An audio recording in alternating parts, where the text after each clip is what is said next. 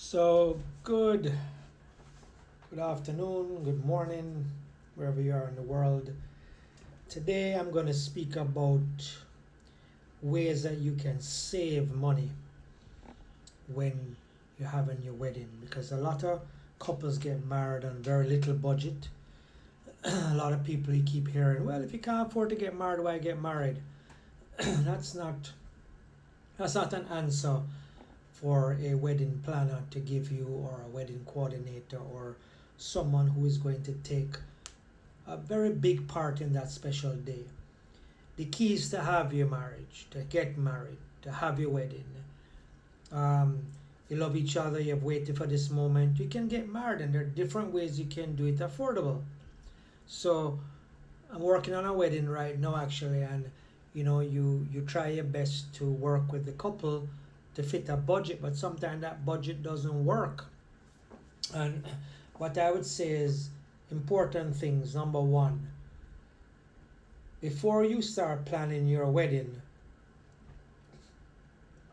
hire a wedding planner, somebody that has experience, the time, the knowledge, and the network of providers. Hire a wedding planner.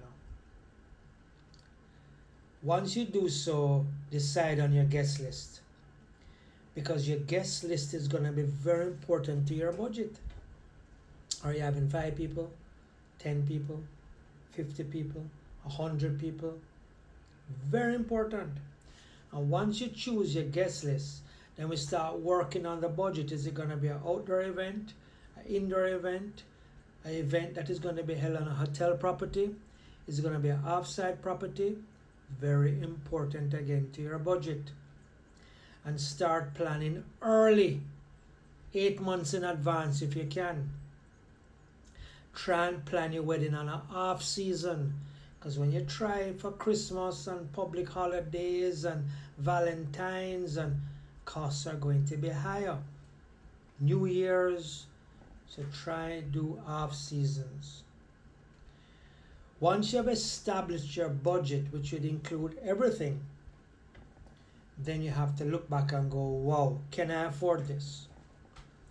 You might now have to start cutting your guest list, looking at options for decor, looking at options where you're going to get married, looking at just a group of stuff. Rent as much as you can, try not buy.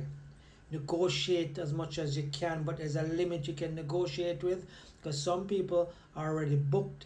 And if you're going to hire professional people, so I'm not going to hire somebody that is not professional and have done many weddings, because I could ruin your wedding.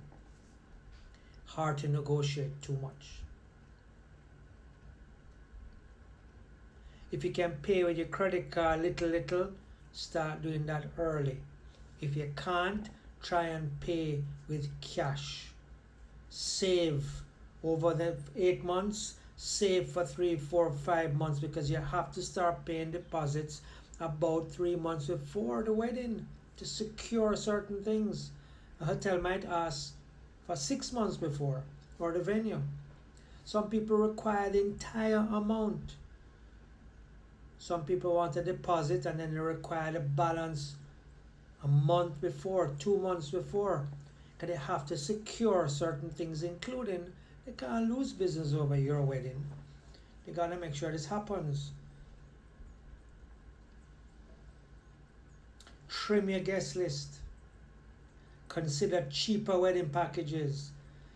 If you want to get married at one venue and you love it but you can't afford it, you got to move to another venue. Might not be exactly what you want, but the key is to have your guests around you that you like, you love, your family, your friends. If you haven't spoken to somebody in 2 years, why inviting them to your wedding? The wedding is supposed to be a special day with special friends, special family. That's your day. Skip the champagne. Don't toast with something else. Weekday weddings are cheaper. Affordable venue, many of them. Some venues are affordable, but they're too much to lay out. You need to bring in toilets and decor and tents and car park lights and chairs and tables and linen and music and generator and security. It adds up. So sometimes you want a venue that provides most of that. Your wedding planner will supervise that to make sure it's good. Your coordinator will coordinate it. Flowers are great. Find flowers that are in season. Because if you try and pick flowers that are out of season, it's going to be more expensive. An average wedding can cost anywhere from 30,000 US up. Up.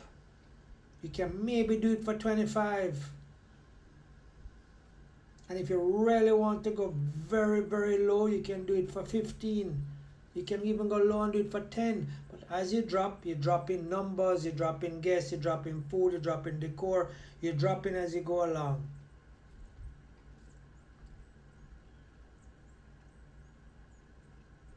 These are some of my advice, some of my quick advice. Traditionally, a bride's family pays for the wedding. Traditionally. But these days, it has been changing.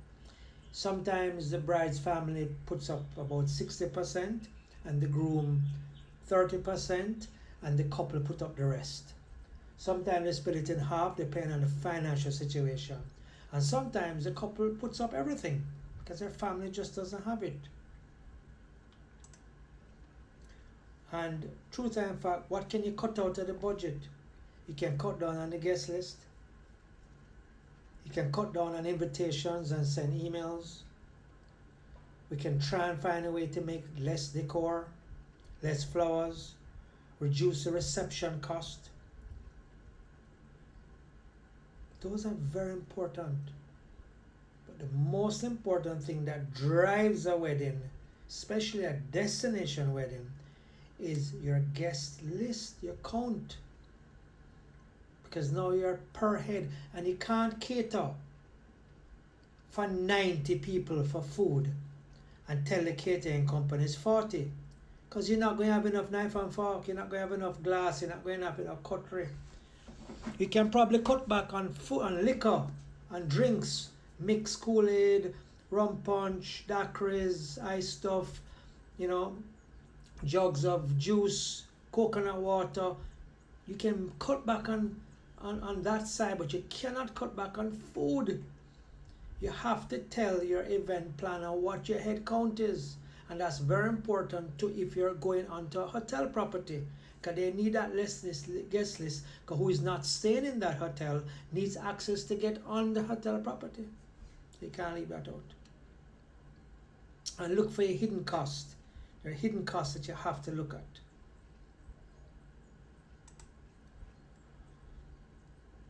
And then there's other things like your dress, your shoes. Your fiance says he has to buy a ring for you. There's a honeymoon. So do a realistic budget. Work with an experienced planner. See what the options are to bring your budget down. Get help if you can. There might be some love family members that are willing to help you. They give you money for your wedding gift. Instead of giving you expensive crystal jar or beautiful cutlery or a TV, or they give you money for your wedding gift that allows you to do your wedding. What you don't want is when you get married, you're broke after. Because you still have to continue your life together, work out your finances, look at your memories with your photos, your videos that were done, your friends that were around you. Have a great wedding and make sure that your planner is on the ball and he cares about you as much as he cares about giving you a very lovely experience for your special day.